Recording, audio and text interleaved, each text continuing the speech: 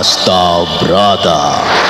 Berlatar belakang sejarah Kesultanan Mataram, menggetarkan, mendebarkan, menggelorakan semangat, cinta, dan perjuangan umat manusia yang ingin menyibak misteri kehidupan ini. Cerita ini ditulis dan diolah oleh Bu Nergis Muriono, pengarah cerita dan naskah Agung Bahrodi, ilustrasi musik Haris Sabar, teknik dan montase Jenny Mumu, dengan sutradara Ferry Fadli. Kali ini mengetengahkan episode ke-6 dengan judul Roro Sunti.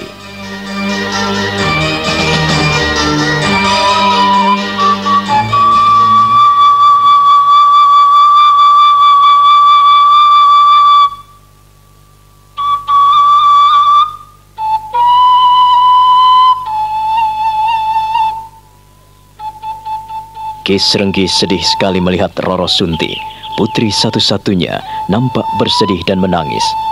Lalu dia merangkul dan mendekapnya, mengusap-usap rambutnya dan membelainya. Dia menjatuhkan kepalanya di atas kepala anaknya dan mendekap erat sekali. Kemudian dia memeluknya penuh dengan kasih sayang. Roro Sunti merasa damai berada dalam dekapan ayahnya. Dia menahan isak, pikirannya runyam, hatinya resah. Tak usah menangis, Sunti. Tapi mereka selalu mencemooh kita. Mereka mengolok-olok Sunti. Sunti tidak bisa menerima semua ini, Pak. Sunti malu sekali. Tak perlu malu. Tak perlu kau takut. Tak perlu kau khawatir. Selama Bapak masih hidup, kau tidak perlu takut dan khawatir, anakku. Siapa yang mengejekmu, siapa yang mengolok-olokmu, aku tidak akan biarkan dia hidup. Katakan. Siapa yang telah menghinamu? Katakan padaku. Katakan sekarang, anakku, dan aku akan menggoroknya. Ayah, semua orang mencemooh kita. Bukan hanya Sunti, tetapi kita, Pak. Ku minta Bapak jangan merampok lagi. Tidak merampok lagi? Aku hanya merampok pedagang-pedagang kaya dan orang-orang yang memiliki harta berlimpah, anakku. Dan aku tidak makan hasil rampokanku sendiri. Semua hasilnya aku makan bersamamu. Ku makan dengan seluruh anak buahku dan dimakan orang-orang yang memerlukan. Kalau masih banyak orang yang iri dengki pada kita, pada hasil jerih payahku, aku tidak tahu. Aku tidak akan pernah menghentikan pekerjaanku selama masih ada orang-orang yang sering memanfaatkan harta kekayaannya sendiri. Tapi aku tidak tahan lagi, Pak. Ku mohon Bapak menghentikan pekerjaan ini. Lebih baik kita bercocok tanam atau apalah. Yang penting halal. Aku tidak bisa mencangkul, Sunti. Kalau aku mencangkul, telapak tanganku akan melepuh. Ketahuilah, anakku, aku hanya mengganggu orang-orang yang kaya raya, para pedagang besar yang melintas di wilayah kekuasaanku. Aku ingin membagikan hasil rampokanku kepada fakir miskin. Aku bukanlah perampok sembarangan, Roro Sunti. Oh, ayah. Rampok, ya. Jalan hidup ayahmu memang sebagai perampok. Aku hidup dan ditakdirkan menjadi perampok. Tidak, ayah. Tidak. Tidak pernah ada takdir yang jahat. Tidak. Ayah bisa menjadi orang baik-baik. Kau pikir hidup sebagai perampok itu tidak baik, ha? Iya. Perampok juga sama dengan petani, pedagang, atau pegawai di kota raja. Sama, tak ada bedanya, anakku. Kau harus tahu itu. Tidak, mereka lain. Lain dengan petani, lain dengan prajurit, lain dengan pedagang dan saudagar. Tidak, Pak, lain. Kata orang, perampok adalah pekerjaan nista dan jahat. Siapa yang bilang seperti itu, siapa? Katakan padaku, anakku. Aku tidak akan pernah mengampuninya. Aku tidak akan pernah memaafkan orang yang menghina pekerjaanku. Pekerjaan perampok juga mulia, hanya saja aku mengambil bagianku. Kau harus tahu itu. Merampok itu pekerjaan yang mulia, bukan nista, bukan jahat. Karena aku melakukan kebaikan bagi sesamaku. Hasil rampokanku, ku bagi-bagikan pada orang-orang miskin yang membutuhkannya dan memerlukannya. Aku tidak pernah menyakiti mereka kecuali mereka mendesak dan menentangku. Bapak, ku minta Bapak hentikan. Jangan merampok lagi. Hati dan batinku tersiksa, Pak. Kalau kau tahu ayahmu, kau akan sadar Betapa berbudinya ayahmu ini, Sunti. Tapi Roro Sunti tidak bisa hidup terus-menerus seperti ini. Apabila aku diejek dan dicemooh terus, tidak bisa, Ayah. Dengarkan ini baik-baik, Roro Sunti, anakku. Dengarkanlah. Aku akan menyingkirkan siapa saja yang mengolok-olokmu, yang mencemoohmu. Dan aku tidak akan membiarkan mereka bernapas.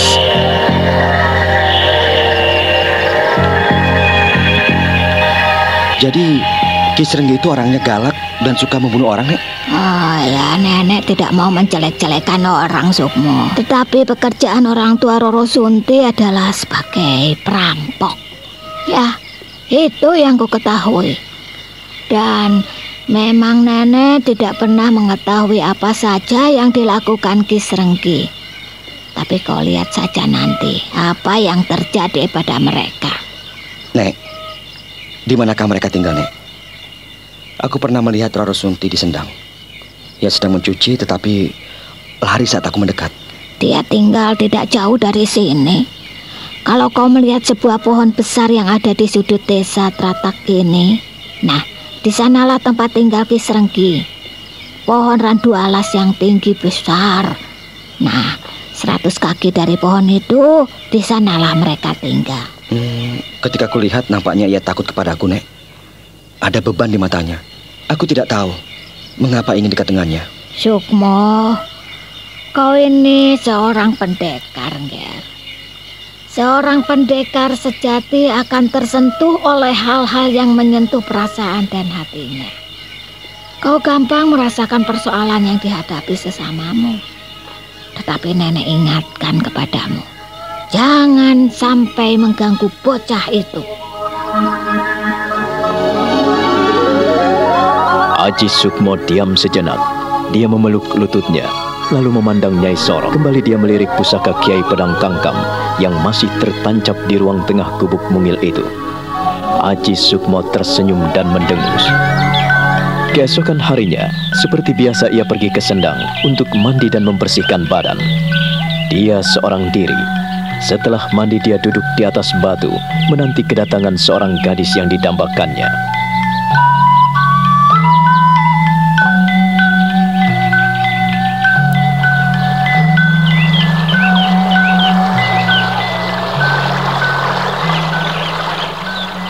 Roro Sunti. Iya, anak itu rajin sekali. Sepagi ini sudah mencuci pakaian dan mencuci beras. Tapi aku tidak boleh mengganggunya. Ingat, ku harap kau jangan mengganggu bocah itu, Aji Sukmo. Jangan membuat masalah. Ayah Roro Sunti adalah perampok. Ia tak akan membiarkan siapapun mengganggu keluarganya. Perampok? Benarkah? Benarkah Ki Srenggi perampok? Pemuda itu lagi. Apa yang harus kulakukan? Aku takut kalau ia menggangguku. Aku tidak boleh menegurnya. Dengarkan ini baik-baik, Roro Sunti. Aku tidak akan membiarkan orang-orang mengolok-olokmu dan mencemoohmu.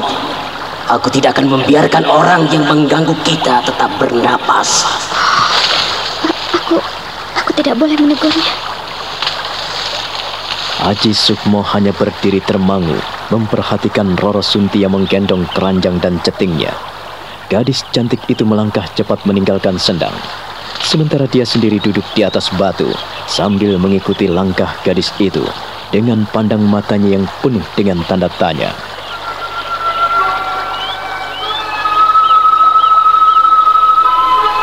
Roro Sunti. Jiwamu nampak tertekan sekali, Roro Sunti. Kau gadis yang cantik dan lincah. Tetapi aku tahu, kau nampak tertekan sekali. Kau sering duduk di batu hitam ini. Setelah kau mandi dan mencuci pakaianmu, kau sering duduk diam di sini. Bagaimana aku harus memulai bicara denganmu? Karena kau melupakan perkenalan pertama kita. Tatap matamu. Namaku Roro Sunti. Aku harus pergi. Roro Sunti. Iya, Roro Sunti. Ada apa sebetulnya dengan dirimu?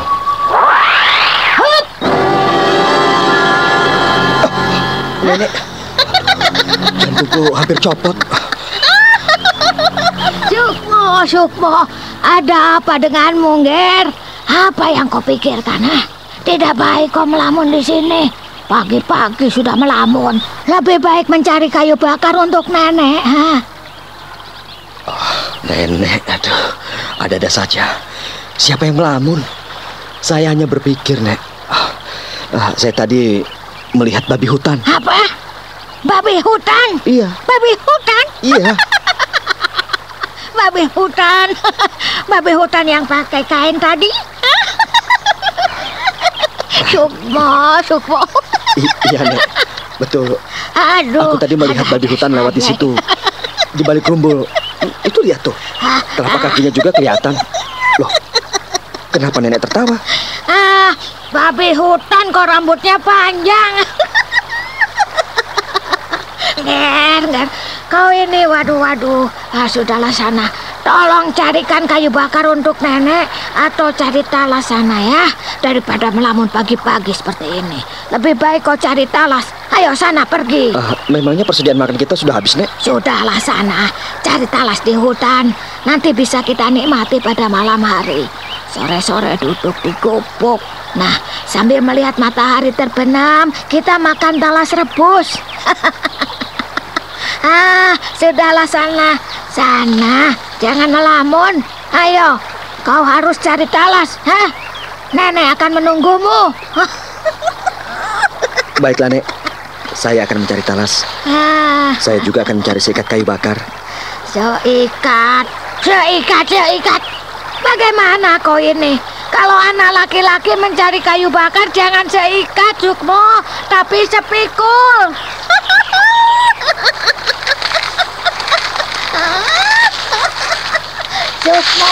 Sukmo. Dengan langkah gontai, Aji Sukmo meninggalkan Nyai Sorok yang terpingkal-pingkal menuju ke sendang. Perempuan tua itu mengisi puyungnya dengan air telaga yang jernih dan bening. Udara pagi amat menyegarkan mereka. Sukmo berhenti sejenak memperhatikan Nyai Sorok, yang pada saat itu juga memandangnya. Nyai Sorok mengacung-acungkan tangan dan mengepal, mengawasi Aji Sukmo yang berhenti dan tersenyum padanya. Perempuan tua itu menggeleng-gelengkan kepala, seraya mencelupkan kembali puyungnya ke dalam sendang. Aji Sukmo, aku melihat waktu kau kecil dan nakal sekali. Aku melihat saat kau mengobrak-ngabrik Guat Pratak seenakmu, mengobrak-ngabrik gubukku. Tetapi sekarang kau benar-benar berubah. Kau menjadi anak yang bijaksana, lembut hati, dan menjadi anak yang menyenangkan hati nenek. Nenek terharu sekali melihatmu. Selama kau bersama nenek, kau menuruti apa yang kau inginkan. Kau minta untuk mencari kayu bakar, kau menurut. Cari makanan, kau menurut. Dan akhir-akhir ini, kau nampaknya kasmaran. Aji Sukmo. Roro Sunti, anak perampok, Nek. Kasihan ya, Nek. Bocah itu nampaknya menanggung beban berat dari sinar matanya yang sendu dan wajahnya yang layu. Kasihan, ia seperti menanggung sesuatu, Nek. Tentu saja. Lawong anaknya perampok kok tidak menanggung beban. Tentu saja ia berpikiran tak tenang, selalu memikirkan dirinya dan keberadaan bapak sementara ibunya sudah mati.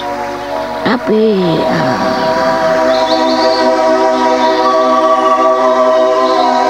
Nyai Sorok hanya bisa menggeleng-gelengkan kepalanya apabila mengingat apa yang dipikirkan Aji Sukmo. Sementara dia sudah tidak melihat lagi bayangan bocah itu. Aji Sukmo telah masuk ke dalam hutan. Dia kini mulai mengumpulkan ranting-ranting kering. Dan dia telah mendapatkan seikat.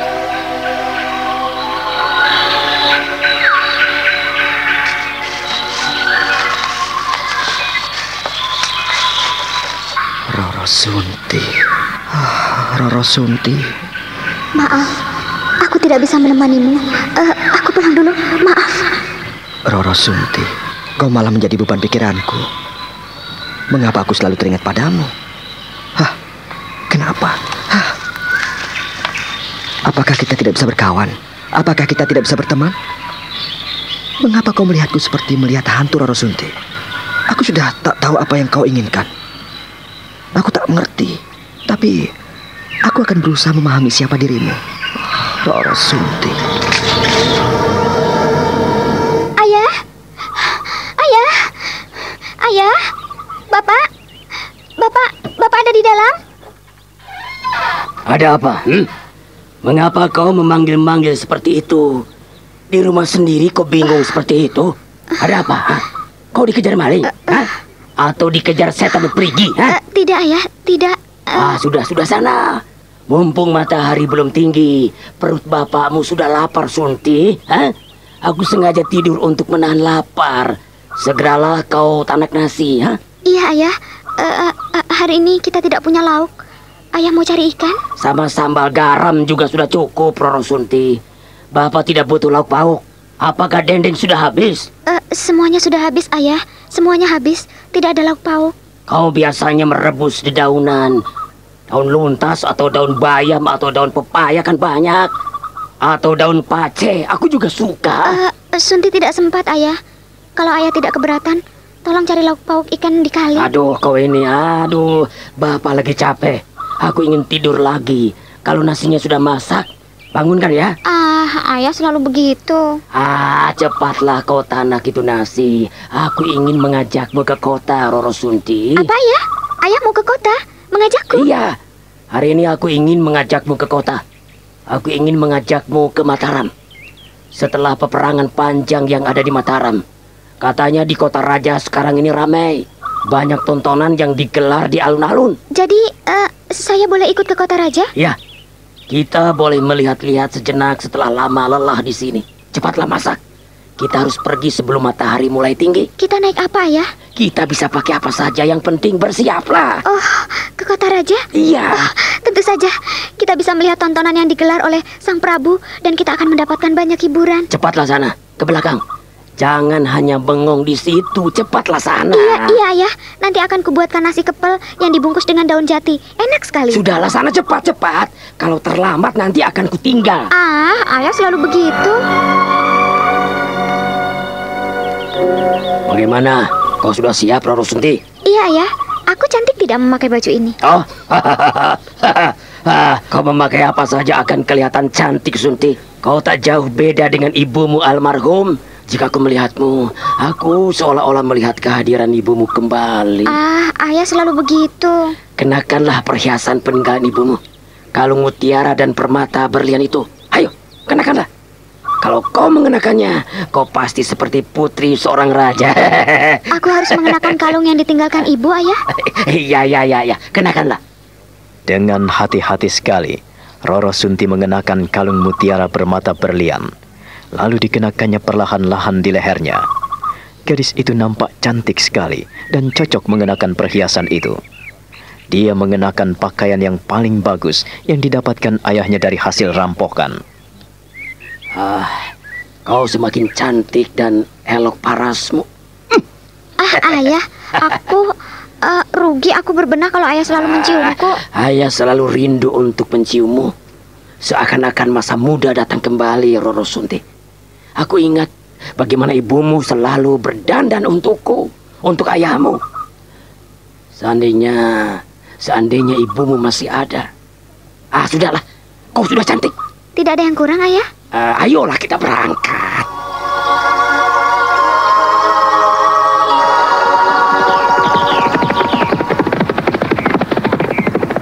Tunggu, berhenti.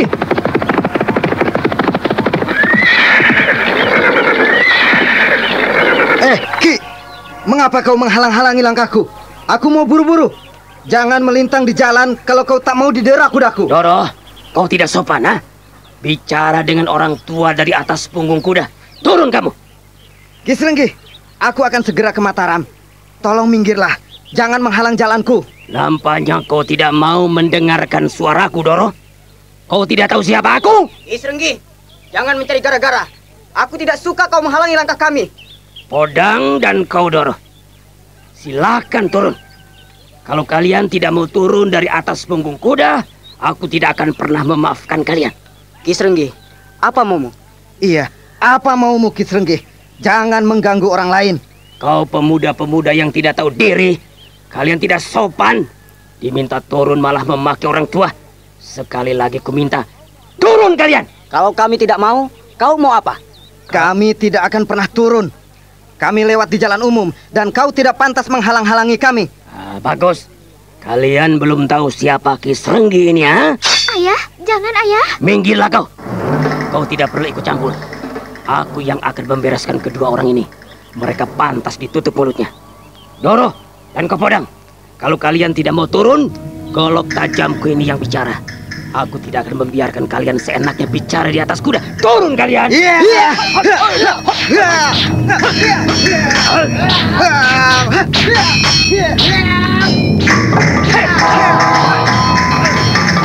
Ki Srenggi tidak sabar lagi karena Doro dan Podang, kedua pemuda itu menyerangnya. Maka dia pun membabi buta membabatkan goloknya. Dengan kejam sekali, dia menangkis dan membabat leher kedua pemuda itu. Namun pemuda itu pun tak kalah gesit. Mereka mengadakan perlawanan sengit.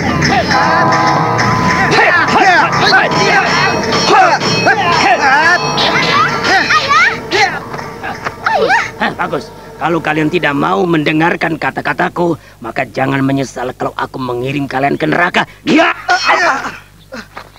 Aduh. Aku tidak akan membiarkan kalian lolos. Kalian sudah kuperingatkan.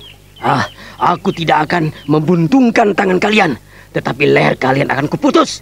Kepala kalian akan menggelinding. Kau sombong sekali, Ki Srenggi. Kau biadab. Kalianlah yang tak tahu diri.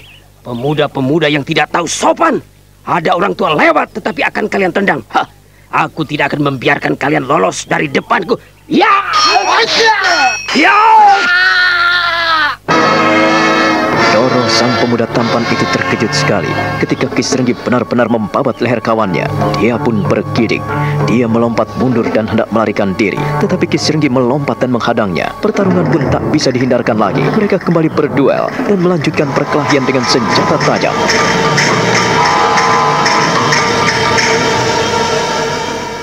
Siapa kau? Berani menghentikan pertarungan kami, ha? Kau tidak perlu ikut campur dalam urusan ini. Aku tidak suka melihat orang yang bertarung. Lagi pula, ku perhatikan kesalahan anak muda ini pun tak seberapa. Hanya karena tidak mau turun dari kudanya. Dan kau hendak membunuhnya. Kurang ajar. Kau tidak tahu siapa aku, anak muda? Siapa yang tak kenal dengan kehebatan Ki Srenggi? Ternyata kau pemuda yang pintar. Kau tahu siapa aku. Ki Srenggi, ku mohon kerelaanmu untuk melepaskan pemuda itu. Ia tidak bersalah kepadamu. Dan saya tak ingin kau membunuhnya. Anak muda, mau ku cincang, mau ku bunuh, atau mau ku sate, kau tidak perlu ikut campur. Dia adalah pemuda yang tidak sopan. Kau lihat kawannya, ha? Kepalanya menggelinding di tanah. Kalau kau tidak ingin seperti dia, minggirlah kamu. Ki Srenggi, tidak baik saling menumpahkan darah. Lebih baik lanjutkanlah perjalanan kalian. Bukankah kalian ingin ke Mataram? Apa urusanmu, anak muda? Kau tidak perlu ikut campur. Kalau kau masih ikut campur dalam persoalan ini, aku pun tidak segan-segan untuk membunuhmu.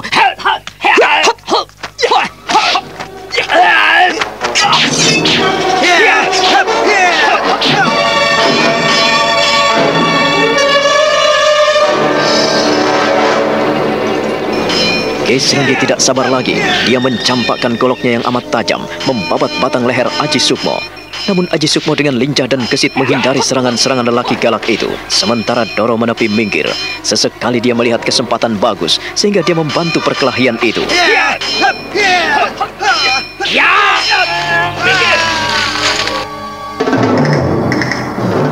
Anak muda, kalau kau benar-benar tidak mendengarkan kata-kataku, aku akan mengirim kau ke dalam lubang maut. Kedua anak muda ini telah hancur dan kepalanya telah menggelinding di tanah. Dada mereka telah robek. Kau ingin seperti dia, ha?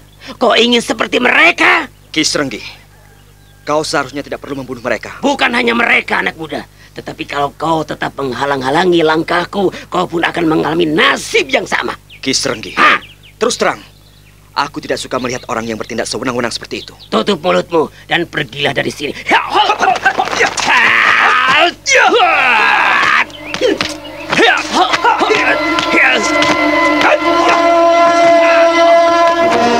Aji Sukmo melayani keganasan Ki Srenggi. Dia menyesal sekali karena pemuda-pemuda itu terlambat ditolongnya. Dan kini ia berusaha mencari kelemahan Ki Srenggi. Namun lelaki tua itu hebat sekali. Dia murka dan mengamuk.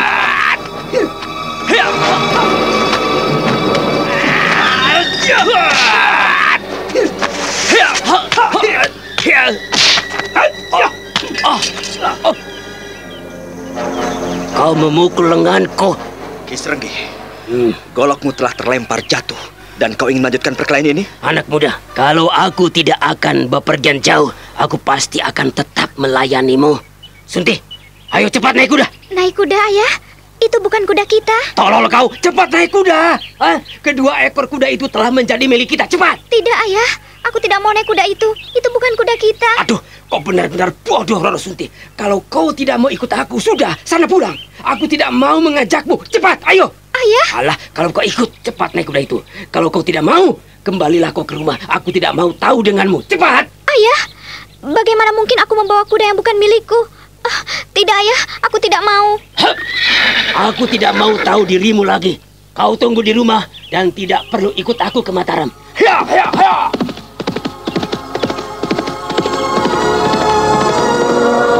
Ki Srenggi tidak memperdulikan anak perempuannya lagi. Dia langsung menunggang kuda rampasannya.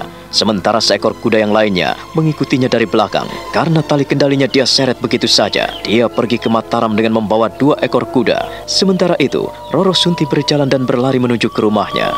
Aji Sukmo memperhatikan bocah cantik itu dari kejauhan. Dia pun kemudian melompat mengikuti langkah gadis itu. Ayah, Ayah. Jadi, seperti itukah pekerjaanmu sehari-hari, Ayah?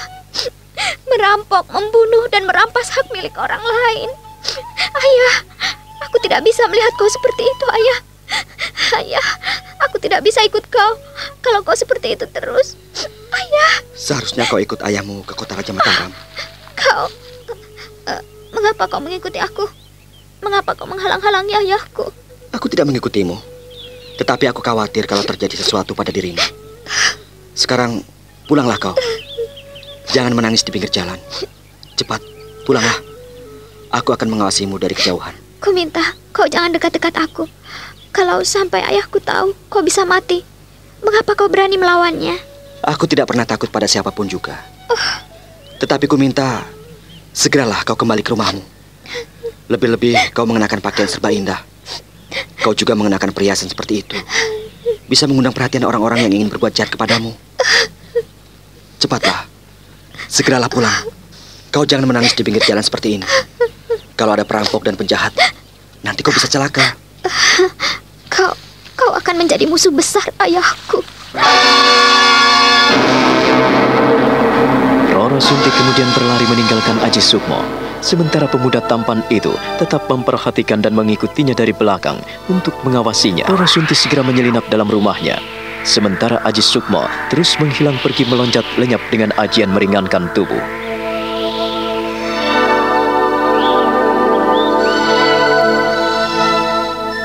Oh, kau telah membuat perkara, Sukmo. Nenek sebetulnya tidak suka kau melakukan hal ini. Saya datang terlambat, Nek. Ki Srenggi telah membunuh 2 orang pemuda dan merampas kuda mereka. Kau telah memukulnya, dan hal itu tidak akan pernah dilupakannya. Dia bisa membunuhmu, Aji Sukmo, dan dia bisa memusuhimu seumur hidup. Aku tidak melukainya, Nek. Aku hanya ingin mengingatkannya agar ia tidak berbuat sewenang-wenang dan memandang enteng nyawa manusia. Tapi dengan permulaan seperti ini adalah ancaman bagi kita. Aku khawatir sekali. Dia itu pendendam, Sukmo. Tapi dia tidak kenal siapa aku. Itu menurut perasaanmu. Dia tidak mau melanjutkan perkelahiannya denganmu karena kau tidak dipandang enteng. Kalau kau tidak berhasil menjatuhkan golok dari tangannya, pasti kau bisa mati. Mati atau hidup, semua ada di tangan yang maha kuasa, Nek. Ki Srenggi tidak pantas menghakimi sesamanya. Kalaupun ia menginginkan nyawaku, akan kuserahkan. Asal saja ia bisa melompati mayatku. Kau akan menghadapi masalah besar. Mengapa, Nek? Sukmo, Kau telah menghalang-halangi lelaki itu melampiaskan hawa nafsunya. Dia ke Mataram bukan sekedar ingin melihat tontonan, tetapi Ki Srenggi pasti akan merampok. Nek, kenapa anaknya diajak kalau ia ingin merampok? Kalau anaknya diajak ya tentu saja sebagai umpan. Hah? Ya, seperti itulah perbuatan Ki Srenggi. Ia seringkali mengecewakan anaknya. Maksud nenek, Roro Sunti diminta memakai pakaian yang indah-indah dan ditinggal di jalanan? Iya, dan kalau ada yang mengganggu anaknya, maka cukup kuat alasannya untuk membunuh siapa saja yang mengganggunya. Dan dia tidak akan mengampuni orang yang menggoda anaknya. Licin sekali akalnya. Itulah, maka ku minta kau hati-hati bila berhadapan dengan orang itu. Untung kau tidak terpikat oleh Roro Sunti. Kalau kau terpikat, akibatnya fatal sekali. Pantas, gadis itu nampak hidupnya tertekan. Jadi ia selalu menjadi umpan. Kalau kau tadi mengantarkannya pulang dan menggandengnya, waduh, nenek tidak tahu apa yang akan terjadi kepadamu. Pasti kuping nenek akan dibakar orang itu. Saya sekarang baru tahu. Ya, walaupun masih banyak yang harus ku ketahui dari mereka. Apa, Nger? Apa katamu? Terus terang, Nek. Aku makin tertarik akan kehidupan kedua orang itu. Anak dan bapak. Apakah Roro Sunti benar-benar rela menjadi umpan bapaknya? Atau ia memang tidak tahu? Nampaknya ia menurut saja ketika dibentak. Tetapi ia berani menolak, tidak ikut ke Mataram. Nenek harapkan kau berhati-hati, Nger. Jangan gegabah, jangan sembrono dengan Ki Srenggi. Nenek yakin ia melarang anaknya ikut ke Mataram setelah sampai di perjalanan karena memancing reaksimu. Nek, izinkanlah saya menemui gadis itu. Sukmo, kau jangan lupa diri. Ingat, nenek tidak akan pernah mengizinkan dirimu menemui gadis itu, apalagi datang ke rumahnya. Oh, jangan Sukmo. Ayahnya pergi ke Mataram dan ia tinggal seorang diri di gubuknya, Nek. Semudah itu, segampang itu. Tidak, Nger. Saat kau datang ke rumahnya, baru asik berbincang-bincang. Nah, kalau ayahnya datang, kau jadi apa? Aku akan bertanggung jawab, Tidak, Nek. tidak. Nenek tidak mengizinkan kau datang ke rumah Ki Srenggi. Ia memasang umpan, Nger. Dengarkan nenek. Lalu bagaimana untuk mengetahui kehidupan mereka kalau aku tidak datang ke rumahnya? Kau harus mendengarkan nenek, Sukmo. Kalau kau nekat pergi ke rumah Ki Srenggi, nenek tidak mau tahu lagi. Kau tidak boleh tinggal di gubuk nenek. Aji Sukmo mengerutkan dahinya, memandang Nyai Sorok yang memandangnya lekat-lekat. Mereka adu pandang.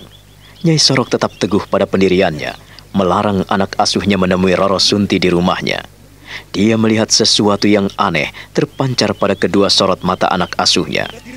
Nyai Sorok tersenyum dingin, lalu melirik Kiai Padang Kangkam yang masih tertancap di ruangan tengah gubuknya. Nah, bagaimana kisah selanjutnya? Saudara pendengar, silakan menunggu seri berikutnya dalam serial Wahyu Astabrata ini. Sampai jumpa.